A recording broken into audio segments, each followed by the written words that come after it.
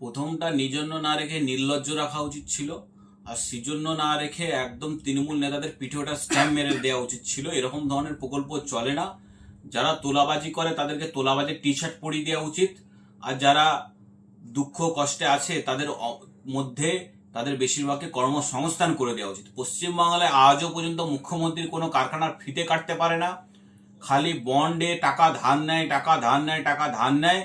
ধারের সরকার, ভিখারির সরকার, দেউলিয়া সরকারে পশ্চিমবঙ্গ সরকার চলছে, যেখানে ডিএ পাচ্ছে না সরকারি কর্মচারীরা, যেখানে ফ্রেশ রিক্রুটমেন্ট পাচ্ছে না, চুক্তিভিত্তিক কাজের মাধ্যমে মানুষের উপর উৎপীড়ন চলছে, অত্যাচার চলছে, সিভিক পুলিশের নামে তাদেরকে গুন্ডামি চালাচ্ছে তাদেরকে দিয়ে।